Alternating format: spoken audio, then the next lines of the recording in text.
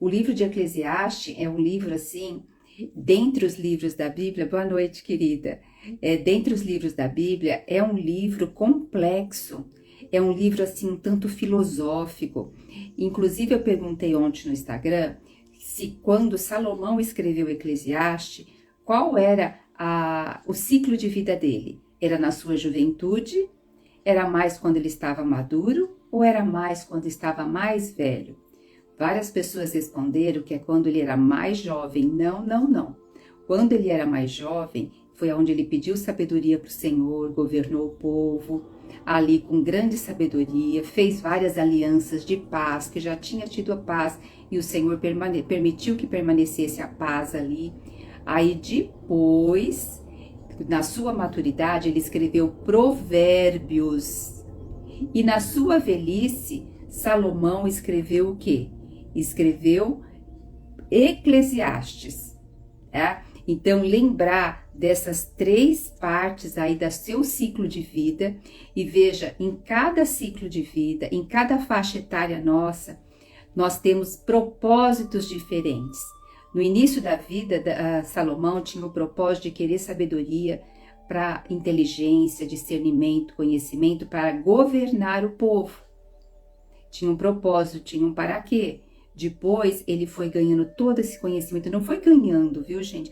Ele foi assim, porque muitas vezes só porque ele pediu entendimento, conhecimento, nós acreditamos que tudo isso veio fácil para ele. Mas nós vemos aqui no livro de Eclesiastes que ele se fadigou em busca do conhecimento. Ele foi em busca de observar a natureza, de observar lá os animais, as plantas. Inclusive, aqui nesse capítulo vai falar assim, fiz nova análise com os meus olhos. Então, ele era aquele que olhava as coisas, refletia, meditava para tirar conhecimento daquilo.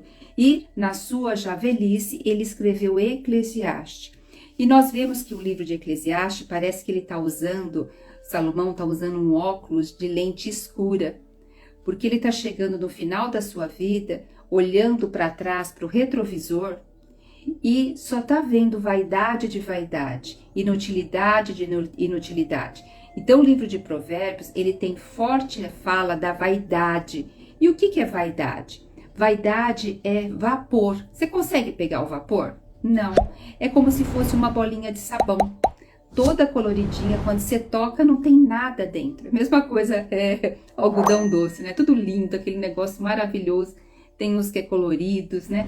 Aí quando você vai comer, é aquele negócio de açúcar. Não tem consistência. Então Salomão olhou para a vida dele e não viu consistência. Lembre-se, o livro de Eclesiastes tem 2 aspectos fundamentais que nós temos que ter em mente. Primeiro, ele está falando tudo o que acontece debaixo do sol, sem a perspectiva vertical, que é o alinhamento com Deus. Sem esse alinhamento com Deus. Segundo, ele está falando de vaidade, de futilidade. E eu quero acrescentar mais um. Quando Salomão pediu entendimento e sabedoria, lá no início, ele pediu para um propósito. No início, ok. Depois ele foi se desviando desse propósito, porque ele foi acumulando riquezas para ele por meio dele, para ele. Nós não vemos um coração de generosidade, de fazer pelo outro em Salomão. Pelo menos na palavra não é apresentado isso. Então, o que parece é que ficou tudo acumulado e ele acabou o quê? Desfrutando de tudo isso e viu que tudo isso era vazio. E nós vamos ver o que Jesus Cristo, aquele que veio, que deveria ser servido por todos, ele que serviu. Inclusive, ele lavou os pés dos discípulos, inclusive do seu traidor Judas. Então, a verdadeira satisfação do ser humano é nos servir.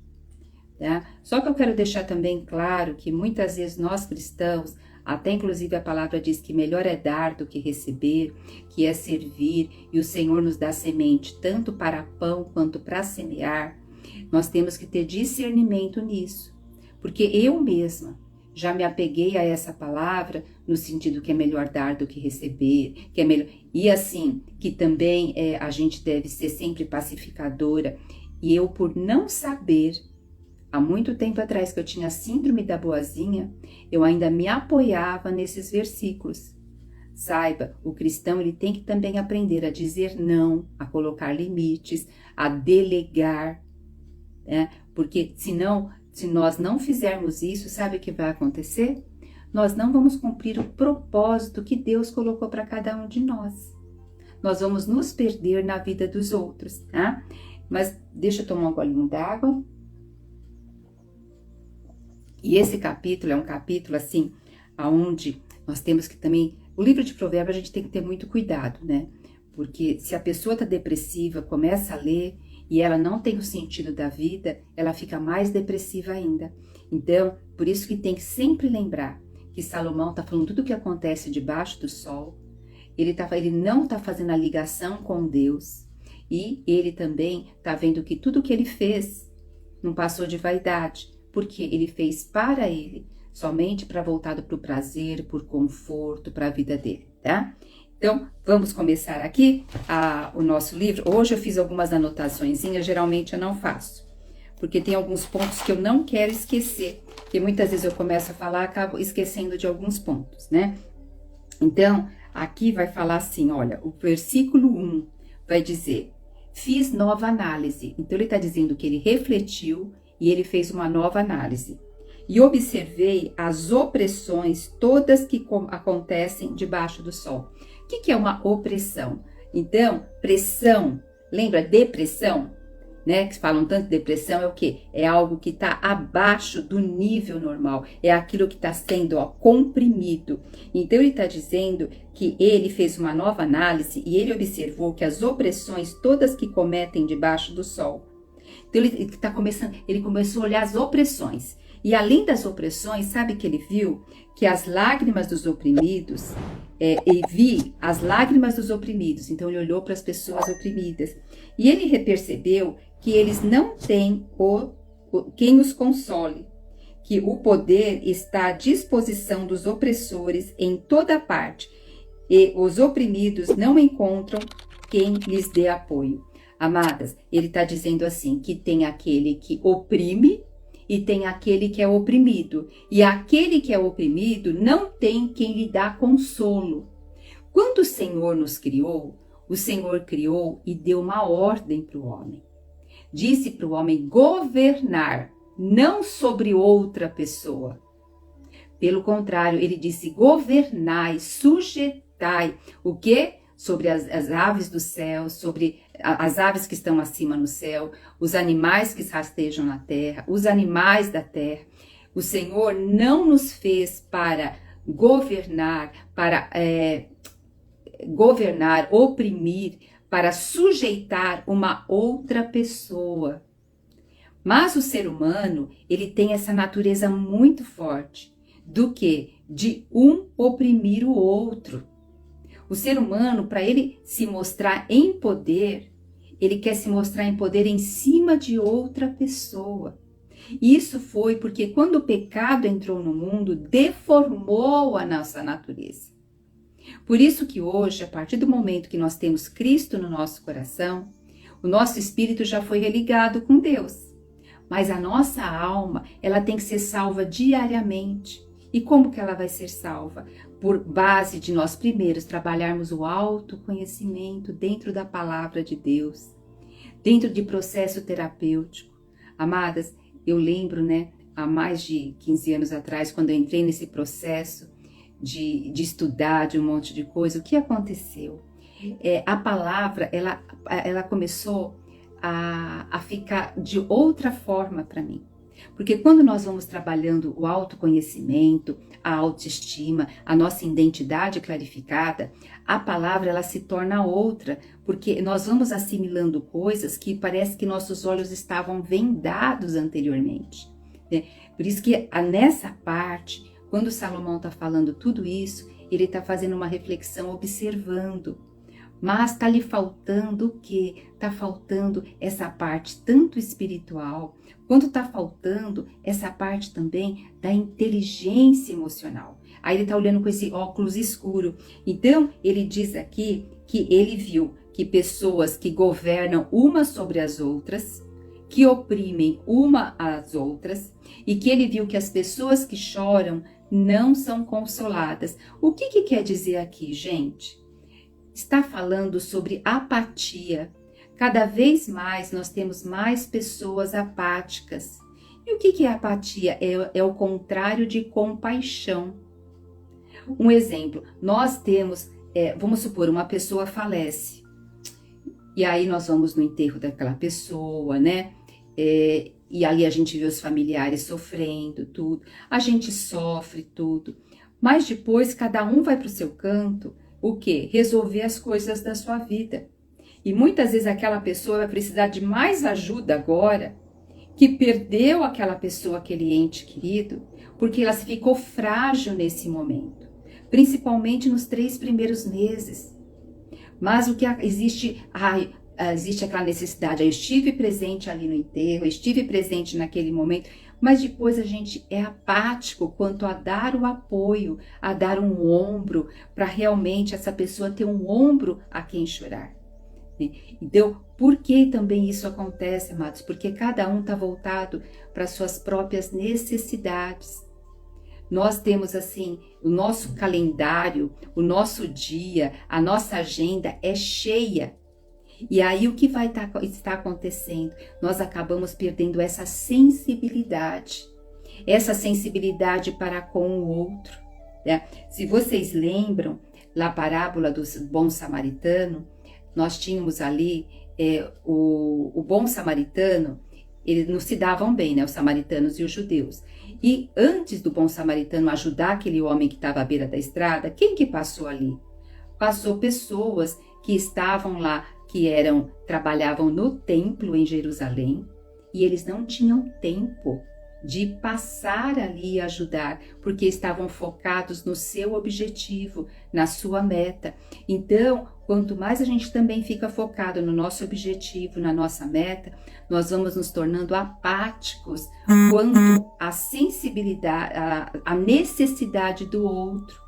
Nós vamos nos tornando assim insensíveis pela falta de percepção maior. Podemos até ficar naquele momento com o coração apertado, constrangido, tal, mas passou 2 dias, a gente dá continuidade à vida, né? Então, assim, é isso que Salomão está falando aqui, que ele fez essa análise e observou que existe grande opressão debaixo do sol, pessoas oprimindo pessoas, e ele viu também pessoas em lágrimas, os oprimidos em lágrimas, e notou que não tem quem os console, e que o poder está à disposição dos opressores. Então, um exemplo, os opressores, eles têm o poder do lado deles, em vez de eles serem generosos, se o Senhor constituiu autoridades, deu recurso para mais pessoas, é para essas pessoas o que serem generosas. Amadas, e generoso não é só dar dinheiro, tá? Porque muitas vezes a gente pensa generosidade só como parte financeira, né? Mas generosidade é muito mais do que isso, sabe? Hoje, nessa apatia e nessa foco em fazer as coisas, da gente estar sempre correndo, e muitas vezes eu me pego assim, muitas vezes passo pelas pessoas, mal cumprimento, mal olho nos olhos. E isso, se quando a gente cumprimenta alguém, é gentil com alguém, olha nos olhos, como faz diferença. Como faz diferença, como as pessoas... Por isso tem até um verbete que diz: gentileza gera gentileza. Se as pessoas começassem uma a fazer bondade para outras, nós teríamos isso acontecendo com muito mais facilidade. E você vê que a palavra de Deus diz o quê? Que Deus é amor. Porque é esse sentimento que falta. Porque se houvesse o amor, gente, nada disso haveria. Precisaria um oprimir o outro? E por que um oprime o outro? Porque não gosta? Não é. Muitas vezes não tem nada a ver com isso. Mas a maioria das vezes é por causa de poder, de status, de dinheiro, né? E também muitas vezes se usa a palavra de Deus para maridos oprimirem esposas. Então, também, e eles vão se basear na palavra, e isso é incorreto. O Senhor, ele deixa claro que os esposos têm que amar a esposa como Cristo amou a igreja e se deu por ela. O homem tem até o físico mais forte, porque para ir para uma guerra, para proteger a casa, Deus incumbiu o homem de fazer isso. de fazer o trabalho pesado lá fora. Deus incumbiu o homem. Então, cada um dentro das suas perspectivas, tá? Agora, vamos para o versículo 2 para ver o que diz aqui, olha. Isso me levou a considerar, Salomão falando, tá? Isso me levou a considerar os mortos mais felizes do que os vivos, pois estes ainda têm que atravessar a vida. Então, Salomão está dizendo que viver desse jeito, ele acha que as pessoas que morreram são mais felizes do que as que vivem. Porque viver desse jeito não vale a pena. Agora ele diz aqui, todavia mais feliz que ambos é aquele que não nasceu, porque não vai precisar passar por essa trajetória, que não viu e não teve contato com a malignidade que se pratica debaixo do sol. Lembrando novamente, Salomão, ele está falando isso porque ele observou, mas ele viveu isso? Não viveu. E sabe, amadas, a gente vê que Salomão, ele teve uma vida, teve suas dificuldades, teve suas negociações, a gente não está negando nada disso. Mas se percebe que ele não teve tantas lutas na vida como seu pai Davi. Tanto Davi foi perseguido por Saul, depois ali o reinado, ele demorou 7 anos para conquistar ali Jerusalém, só ficava ali em Judá, depois unificar tudo, depois ali ele pecou, teve ali a paga pelo seu pecado, teve também conflito em família, teve que lidar com muito conflito entre seus filhos, mas o que nós vemos? Davi, ele cresceu e ele nunca se apartou do Deus vivo. Amadas, imagine se você tivesse uma vida, desde quando você nasceu, com tudo que você quisesse e não tivesse grandes lutas na sua vida. Como estaria seu caráter? Como estaria a sua sensibilidade? Como estaria a sua compaixão? Como estaria a sua misericórdia? Então, as dificuldades, elas nos lapidam. As dificuldades nos faz crescer. Tá? Então, Salomão é como se ele já nasceu em berço de ouro. Então, aqui ele está falando o que ele viu. E agora, por que será que ele está tão desiludido nesse momento? Porque ele está vendo que ele está no final da vida, restam poucos anos de vida para ele, ele já não tem a mesma vitalidade. Nós vamos ver depois ele falando um pouco aqui da velhice. Ele já não tem a mesma vitalidade, mesmo que ele tenha 1000 mulheres ali, vai saber com quantas ele consegue agora, né? Porque já não tem mais tudo que ele tinha. Então, ele está olhando pelo retrovisor e está vendo o quê? O que resta para ele agora? Por isso, amados, quando a gente não tem uma vida com propósito, a gente é capaz de chegar no final da vida com esse vazio, achar que é melhor não ter nascido, e é mais feliz aqueles que morreram, né? Agora vamos para o versículo 4, né? Diz assim, observei também que todo trabalho e todo êxito ocorre porque há uma competição entre companheiros. Olha só, ele está falando de competição. Porque hoje nós percebemos muito essa parte de competição, né? É da natureza do ser humano trazer essa vontade de ser melhor que o outro, de competir com o outro, e também o mundo estimula isso. E dentro da competição tem o quê? Tem a inveja. A inveja ali tá de mãos dadas. Então, uma pessoa tá feliz com o carrinho dela, mas o vizinho compra um carro melhor, ela já perdeu a alegria do carro dela. Por quê? Fala, não, mas como agora o outro tem um carro assim, eu também quero um carro melhor. Então, isso que nossos olhos nunca se fartam, os nossos desejos nunca se fartam. Por isso que quando nós aprendemos a ter esse coração de gratidão, aí agradecendo pelas pequenas coisas, e isso vai nos tirar desse foco de ficar na competição, da inveja. E quando vier isso, nós percebemos e já conversamos com esses sentimentos dentro do nosso coração, sabe? Eu já tive, assim, muitos sonhos na minha vida, principalmente familiar. E esses sonhos familiares não se cumpriram, a maioria deles. E aí, muitas vezes, eu olhava para determinado sonho familiar que eu tinha, para uma família que tinha esse sonho, e ficava, puxa, como eu gostaria de ter. Então, eu ficava como vítima, me lamentando. De uns anos para cá, eu ganhei uma realidade tão gostosa de olhar e ficar feliz com aquela família que tem o que eu gostaria de ter. E agradecer e ainda falar, Senhor, dá mais e mais para essas pessoas. que elas possam ser um exemplo nessa terra. Então, sabe, amados, é isso que Deus tem que começar a trabalhar também no nosso coração, porque senão nós vamos ficar nessa sensação de vítima, de ou competitividade, ou de inveja, tá? Que a nossa sociedade hoje tem muito isso. Então, nas redes sociais, então, ninguém fica aí postando o dia que tá triste, o dia que tá toda descabelada, o dia que não tá bem. E aí a gente acredita que a vida do outro é sempre melhor que a nossa, né? Mas isso são só percepções equivocadas. Então, ele está falando aqui que ele observou que ocorre, ele observei também que todo o trabalho e todo o êxito ocorre porque é uma competição entre as pessoas. Isso também é vaidade, é vazio. Sim, é vaidade, é vazio. Se passa anos depois, você fala, gente, que coisa mais boba. O que eu ganhei com isso? Só ganhei o quê? Enfado, canseira, tristeza, discórdia, intolerância, né? E um despropósito tal como correr atrás do vento. Eu não estou falando sempre de propósito? Que nós temos que ter um propósito? E aqui ele está falando que isso, ter uma competição, o que ele chama de despropósito. Quer dizer, é algo que, inclusive, além de não ter propósito, vai o quê? Fazer você perder aquilo que você tem. E é um vazio, tá? Agora o versículo 5 diz assim, o insensato, agora ele vai falar, ele falou do trabalho, né? Que a pessoa trabalha ali, do invejoso também. Agora ele vai falar que o insensato cruza os braços e se deixa consumir a si mesmo. E aqui o insensato, em outras Bíblias, está escrito o preguiçoso. Ele come a sua própria carne. Está dizendo assim, que o preguiçoso, ele não quer fazer nada, ele quer sim, ele tem inveja, ele vai falar assim, eu não tenho competição, não faço competição, mas ele tem a cobiça da rede, de ficar na rede, de cruzar o braço e não fazer nada.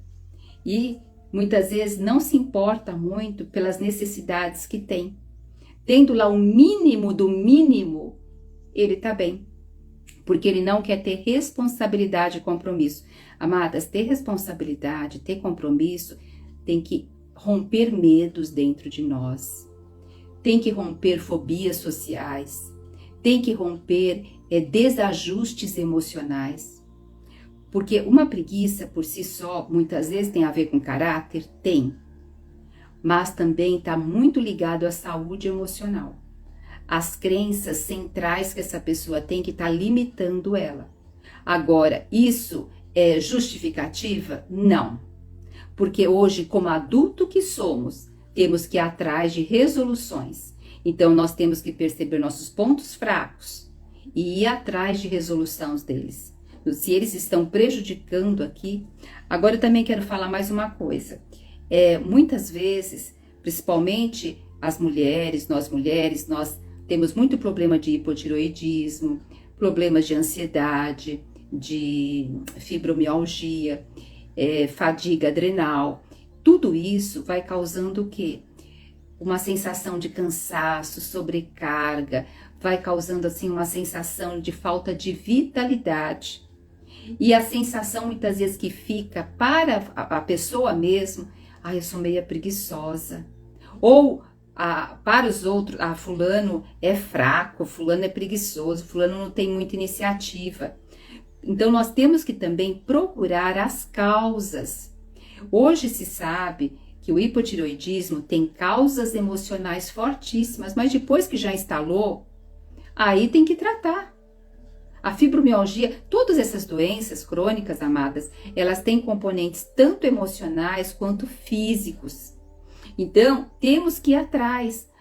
Por isso, olha que, inclusive, lá no finalzinho de Eclesiastes, no dia 12, eu vou trazer para vocês um curso onde nós vamos trabalhar para nós termos mais vitalidade, energia, para nós termos, mais assertividade no nosso viver. Mas, acima de tudo, ter mais energia, sair dessa sobrecarga, desse cansaço, tá? E inclusive hoje eu pus até no story sobre o ciclo circadiano, porque o preguiçoso geralmente aqui, quando ele está não só pelo caráter da preguiça, mas tem outros fatores envolvendo aqui. Geralmente ele não está respeitando o ciclo circadiano, não está respeitando o ciclo de 24 horas do dia. O nosso corpo, o Senhor nos programou nos ciclos de 24 horas, que é o dia, foi programado nossa parte biológica e fisiológica para corresponder em horas do dia. Existem horários que tem o cortisol, existem horários que tem a melatonina, existem horários que aonde vai haver assim mais a pressão mais alta, a pressão mais baixa, a temperatura mais baixa, a temperatura mais alta. Existem horários que nós vamos ter o suco gástrico mais baixo. A partir das 22h30, mais ou menos, o suco gástrico diminui. Então, quando a pessoa come nesse horário, vai comer uma grande refeição, alguma coisa pesada, não vai quase digerir, não vai ter uma boa noite de sono. Tudo isso vai dar uma fadiga adrenal, vai aumentar o hipotireoidismo, vai aumentar a fibromialgia. Então, nós temos que ir buscando as causas também. Ter essa visão mais ampliada, tá? E não julgar os outros com facilidade nesse aspecto, tá? Agora vamos para o versículo 6, diz assim: muito mais vale conquistar um punhado de paz e tranquilidade do que 2 punhados em desatino correndo atrás do vento. Então aqui está dizendo que é muito mais você conquistar algo que você pegue ali com a mão, mas que é com paz. Então, um trabalho honesto, um trabalho aonde você não... Porque veja só, amados, dependendo a pessoa... Eu já conheci pessoas, e eu já fui uma dessas pessoas, meio workaholic. Eu não sou uma pessoa rápida em fazer as coisas, mas eu tenho resistência de ficar muitas horas fazendo. Então, muitas vezes... fica trabalhando e acaba deixando de cuidar de si próprio, deixando de, muitas vezes, ter uma boa noite de sono, e quando vai dormir fica preocupado com o que tem que fazer. E isso tem muito a ver com fuga emocional, porque trabalhar muito também é uma fuga emocional. Desde a preguiça lá de não fazer nada é uma fuga emocional, trabalhar muito também é uma fuga emocional. Então você vê como nós temos que parar e fazer essa reflexão, mas muitas vezes é difícil. Por isso que na psicoterapia é um ambiente salutar para fazer isso. A psicoterapia não é só para quando nós temos problemas sérios, mas é para nós acertarmos e ter mais qualidade de vida, ter uma vida em abundância. Tá? Então é melhor, sabe, ter um punhado de paz e tranquilidade do que ficar correndo que nem louco atrás do vento, ficar correndo, aí os dias passam e depois você passou a vida e você nem viu seus filhos crescerem, não teve bons relacionamentos, principalmente familiares. Porque, amadas, por mais que a gente tenha amizades maravilhosas, por mais que nós temos pessoas que nós consideramos muito, geralmente, 90% das pessoas no final da vida vão estar com as suas famílias. São raras pessoas que têm aquela amizade a vida toda e continua até ali perto do final da vida. É raro isso, tá? Então vamos ver agora, a partir do versículo 7, ele já vai começar uma outra linha de raciocínio, tá? Aí ele começa a dizer assim, ó: descobri ainda que ele está investigando, então ele está descobrindo. Agora ele vai dizer outra coisa que ele descobriu. Descobri ainda outra situação louca debaixo do sol. Havia um homem solitário. Então agora ele vai falar um pouco de solitário e de muito trabalho e sem ter propósito do que fazer com o seu trabalho. Então ele vai falar, havia um homem solitário que não tinha filho, nem irmãos, nem qualquer parente, dedicava-se a sua vida exclusivamente ao trabalho, tá? Então a pessoa tem grande dificuldade de relacionamento, é fuga, né? No entanto, seus olhos não se satisfaziam com as riquezas. Então ele queria trabalhar, acumulava. Tio Patinhas, né? O tio Patinha tinha os sobrinhos, né? E ele nem pensava em se questionar: para quem estou trabalhando tanto afinal? Por que não desfruto um pouco do que já tenho? Ora, isso é uma grande tolice, uma ilusão, uma vaidade e um trabalho ingrato. Então, amadas, nós vemos também pessoas que não têm perspectiva do que fazer com o seu trabalho. Se o Senhor está permitindo aqui essa pessoa ter riqueza, trabalhar, o Senhor nos dá semente para pão e nos dá semente para dar para os outros. Por isso que o Senhor permite que alguns tenham mais, mas com o objetivo de o quê? De dar generosidade, né? Aí depois ele vai falar assim, agora nós vamos entrar numa outra parte, olha que legal. No versículo 9, ele diz assim, melhor é serem dois, estou olhando a hora aqui, melhor é serem dois do que um, porque a melhor recompensa no trabalho de duas pessoas, quando tem duas pessoas trabalhando, se uma está desanimada, anima a outra. Se a pessoa não está refletindo bem, o outro pode estar ajudando o outro a refletir. E também diz assim, porquanto se um cair, o outro levantará seu companheiro. Mas pobre do que estiver sozinho e cair, assim não haverá quem o ajude a se reerguer. Nós hoje estamos sofrendo também de solidão. Muita gente tem sofrido de solidão. Muitas pessoas estão, muitas vezes até dentro da família, morando com o esposo, com os filhos, mas estão se sentindo sozinhas. Agora esse versículo aqui, ele quer dizer também, porque antigamente, veja só, eles tinham que viajar de um lugar para outro, ou com o burrinho, ou com o jumento, né? Era jumento naquela época, ou com mochilas grandes, e era muito perigoso, porque ali, naquela região, é muito pedregulho, becos, assim, lugares íngremes, então se orientava a sempre estarem em dois, porque um se machucava, se um era muito frio à noite, um poderia estar aquecendo o outro, ajudar no aquecimento. Até o Senhor Jesus, quando falou para os discípulos irem, mandou irem o quê? De 2 em 2.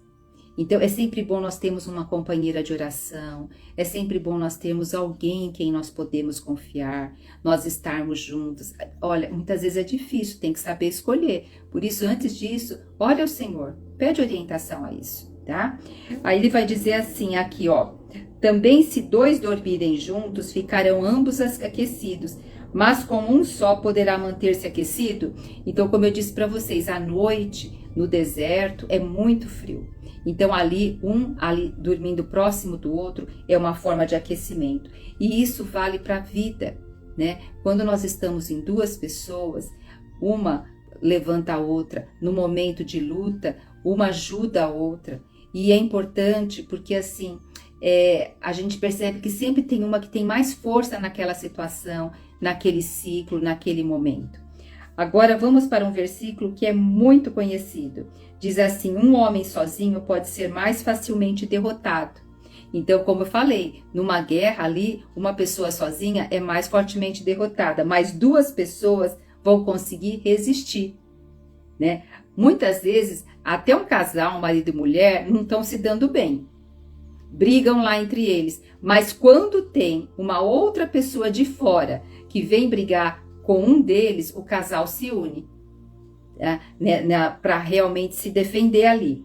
E aí vai falar, mais 2 pessoas conseguem resistir. E um cordão de 3 dobras não se rebenta com facilidade. O que quer dizer aqui? Se usa muito para o casamento, né? Que diz que um cordão de 3 dobras é marido, mulher e Deus. Aí faz até o triângulo, né? Então faz assim, no triângulo o quê? Conforme mais sobe, marido e mulher, conforme vão ficando mais próximos, ficam mais próximos de Deus. Então, é um cordão de 3 dobras. E hoje nós temos Jesus Cristo, porque quando aqui foi escrito Eclesiastes, ainda não tinha vindo o Senhor. Não tinha ainda o Espírito Santo para consolar os oprimidos.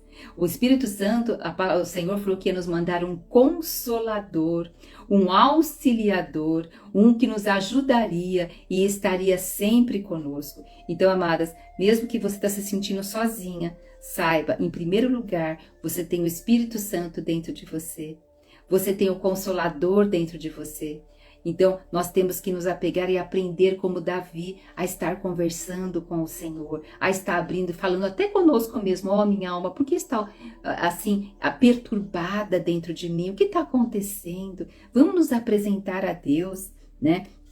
Agora vamos ver aqui, ele vai falar sobre versículo 13. Olha que muito bom, diz assim: mais vale um jovem pobre e sábio do que um rei ancião e insensato, que em sua arrogância já não aceita mais conselho.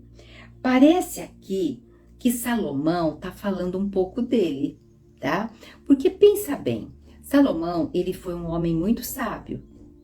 E aí você acha que ele gostaria de ouvir conselho? Você acha que ele gostaria de ouvir opinião? Uma pessoa muito sábia, muito inteligente, ela vai estar aberta para ouvir os outros? Então a gente tem que tomar muito cuidado. Muitas vezes nós olhamos para determinadas pessoas e achamos que elas não podem contribuir em nada para nós, porque nós nos achamos superiores a elas.